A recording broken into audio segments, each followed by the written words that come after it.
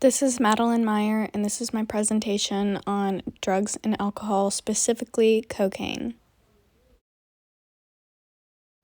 Here is a quick overview of all the negative side effects of cocaine. Cocaine can cause many negative mental side effects such as anxiety, which is an unrealistic worry or tension. It can affect day-to-day life, including overreacting, uncontrollable responses, and inability to function. Because cocaine speeds up brain activity, it can cause and worsen anxiety. Cocaine can also cause depression. Generally, symptoms include feeling sad, anxious, and hopeless. It can cause sleep problems, lack of interest, and change in appetite. Depression can happen after abusing cocaine because of the high an abuser gets from cocaine. They can go into an extreme low. Another negative symptom of cocaine is forgetfulness. Short-term usage of cocaine can cause temporary memory loss, but long-term usage can cause permanent memory problems. Hallucination can also happen as a side effect from cocaine. Hallucinations usually happen when a person enters cocaine-induced psychosis, where people feel the effects of paranoia or symptoms similar to schizophrenia. Hallucinations make a person see, feel, and hear things that aren't real or distort a person's surroundings. Cocaine can cause many physical diseases, including cardiovascular disease, gastrointestinal disease, and respiratory illness. If you inject the drug, there is a high risk of getting an infectious disease from use of dirty needles. Cocaine can cause severe nerve damage. It can cause damage to the central nervous system, which is made up of the brain and spinal cord. This happens when the neurotransmitters that produce dopamine are overused. Cocaine can cause mental and physical fatigue. This happens because cocaine can mess with the neurotransmitters controlling how sleepy you feel. Cocaine can also cause several sleep-related disorders and disturb the natural sleep schedule. Cocaine can cause insomnia by disturbing the body's natural clock that tells the body when to go to sleep and when to stay awake. There are many negative social side effects of cocaine abuse.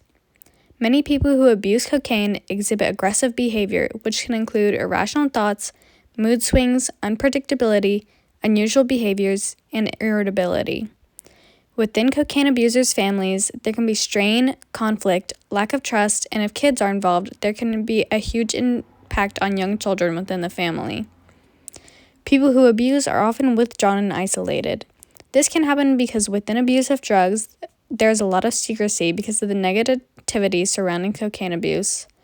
This can cause mistrust among peers and friends, which can then lead to conflict.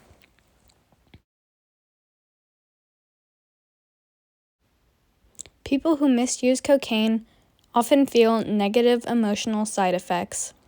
They can often feel agitated, which stems from irritability and frustration.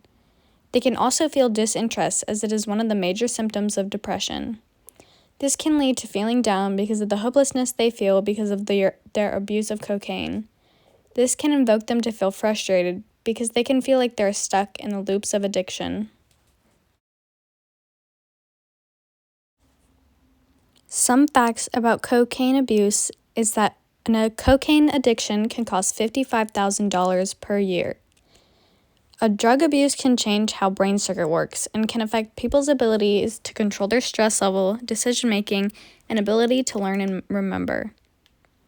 And cocaine is the second most trafficked illegal drug in the world. And some statistics show that nationally 1.9 million people, or 0.08% of the population aged 18 or older, are cocaine users. An estimated 7.5 million people have used cocaine at least once in their life, and nearly 841,000 people have died since 1991 from a drug overdose. Some of the current laws regarding drugs are that the possession, use, or distribution of illegal drugs is prohibited by federal law. Under federal law, distribution of drugs to a person under 21 is punishable by twice the normal penalty, and possession of drugs is illegal without valid authorization.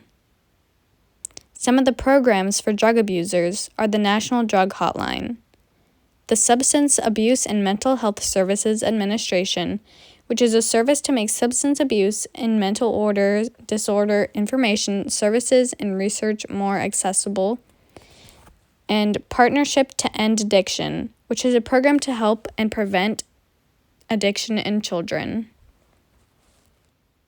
Some of the suggestions that I have are to go into rehabilitation, get support from a loved one, seek professional help, and find healthy coping mechanisms like finding a new hobby or exercising. Some of the support ideas to help a misuser are to not shame them, educate yourself on abusers, seek specialty help for them, and set an example by not drinking or abusing any substances.